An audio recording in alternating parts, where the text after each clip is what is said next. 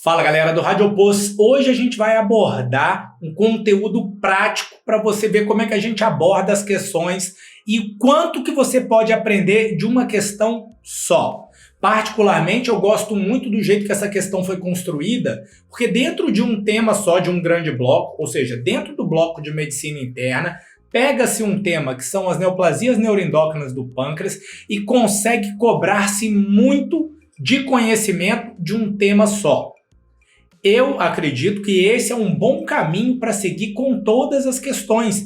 Se for dessa forma, as questões vão ficando cada vez mais relacionadas a uma prova de suficiência, testando conteúdos que você precisa saber no dia a dia.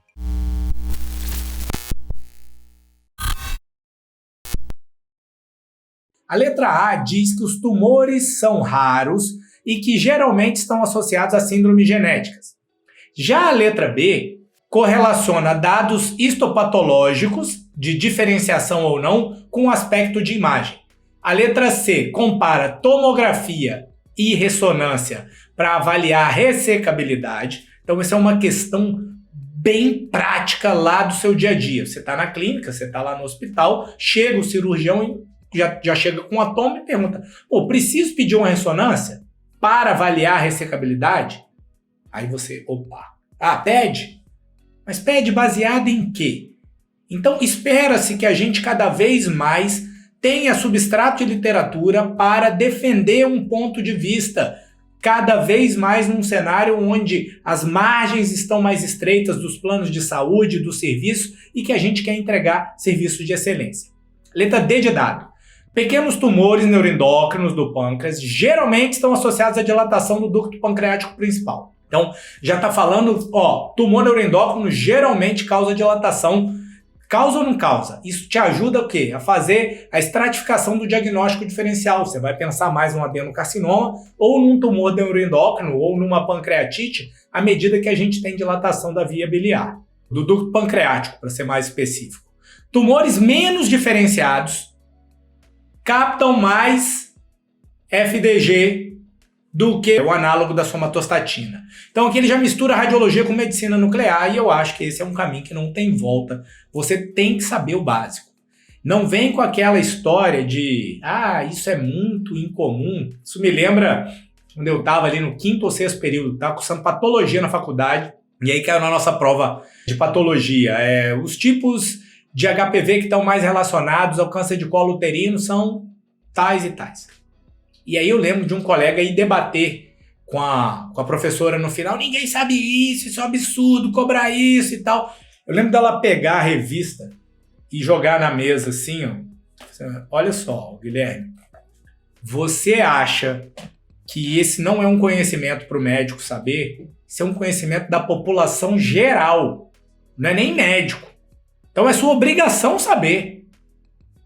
Então, esse conhecimento básico de medicina nuclear, ele é crítico para você fazer indicação de exame que pode te ajudar a fazer diagnóstico diferencial, gerar mais valor para o seu serviço, gerar mais valor para o paciente. Então, para com essa história de que só porque tem um monte de letrinha aqui e que essa história de radiofármaco é difícil, você não vai estudar, que além de errar a questão na prova, você pode perder a oportunidade de brilhar como um bom radiologista. Agora, vamos para as questões. Letra A. São tumores raros que na maioria das vezes ocorrem em associação com síndromes genéticas. Primeira coisa que vem na cabeça aí é o seguinte: qual é a definição de raro e incomum? Cara, você não vai encontrar isso aí de forma prática e consistente ao longo das provas. Então é difícil nesse território. Uma dica prática para você pensar é: raro, cara, é um negócio que você não viu e nem ouviu durante a residência. Isso é raro.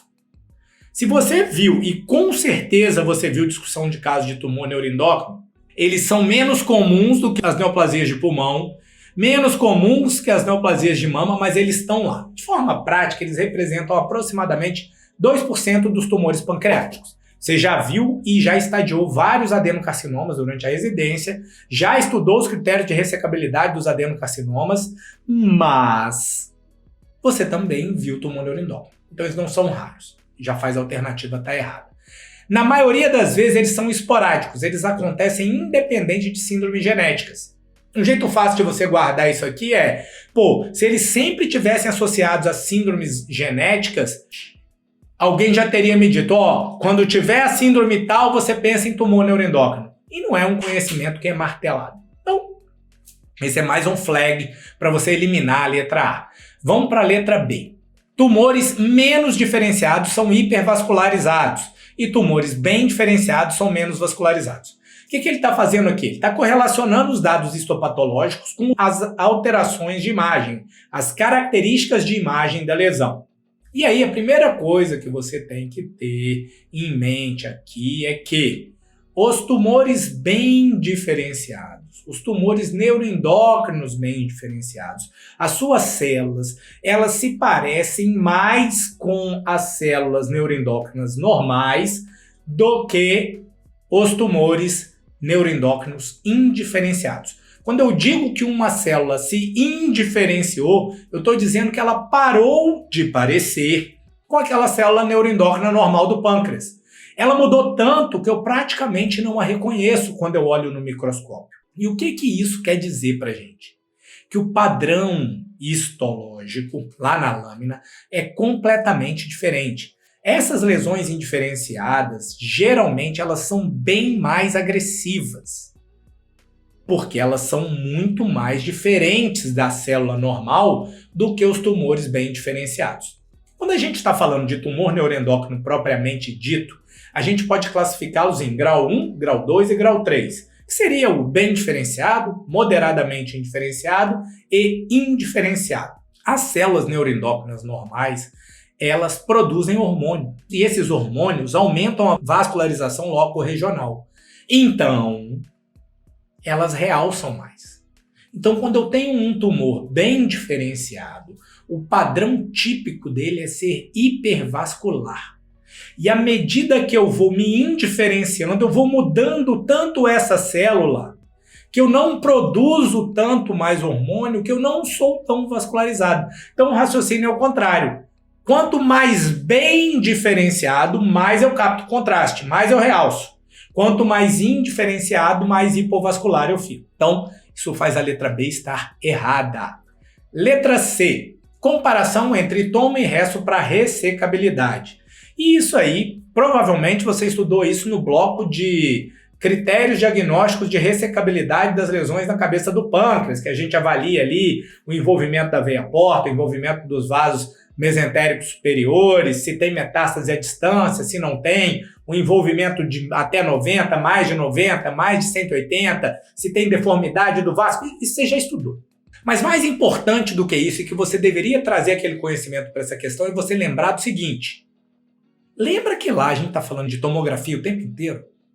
Lembra que na tomografia a gente tem uma caracterização, quando a gente injeta contraste, muito eficiente dos vasos, que a gente consegue fazer um volume com um voxel do mesmo tamanho, reconstruir e olhar de forma multiplanar, avaliar os planos gordurosos, se há contato, se não há.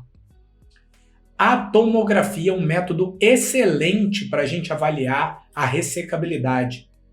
E ela não é inferior à ressonância, o que faz a letra C uma alternativa incorreta.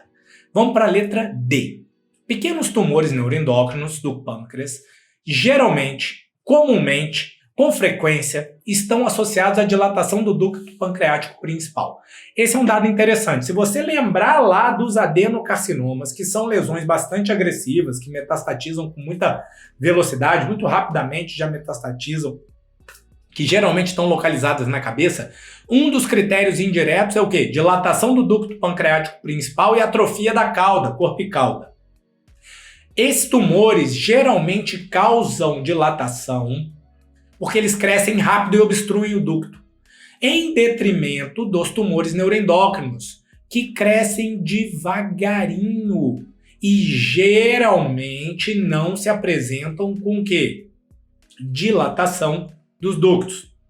Um outro ponto é que os adenocarcinomas crescem rápido e geralmente estão na cabeça, enquanto os tumores neuroendócrinos crescem menos rápido ou mais devagar e geralmente não estão na cabeça. Pode ter na cabeça? Pode, mas geralmente a gente está fazendo diagnóstico aonde? corpo e cauda do pâncreas. Inclusive é o quê? Um dos diagnósticos diferenciais das lesões focais da cauda pancreática. A letra E, que eu sei que você odeia por causa da medicina nuclear. Vamos lá.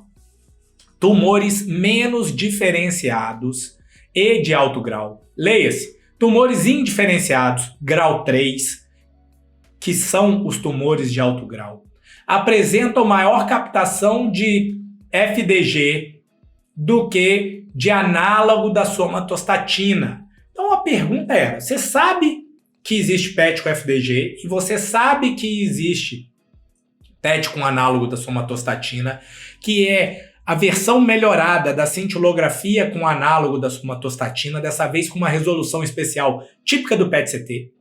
A primeira pergunta é, você sabe que isso acontece? A segunda é, você sabe qual a diferença das duas coisas? Quando você domina essas duas coisas, a questão fica muito fácil.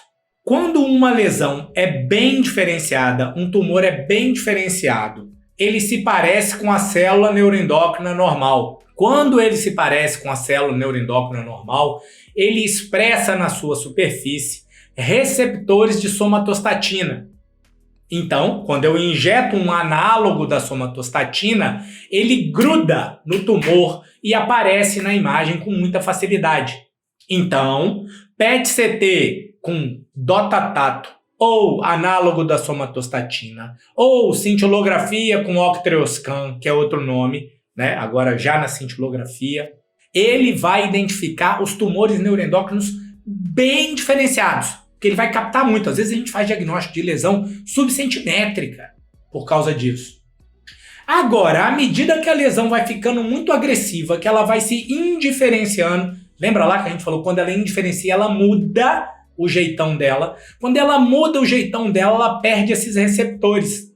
E aí ela diminui a sua capacidade de captar os análogos da somatostatina.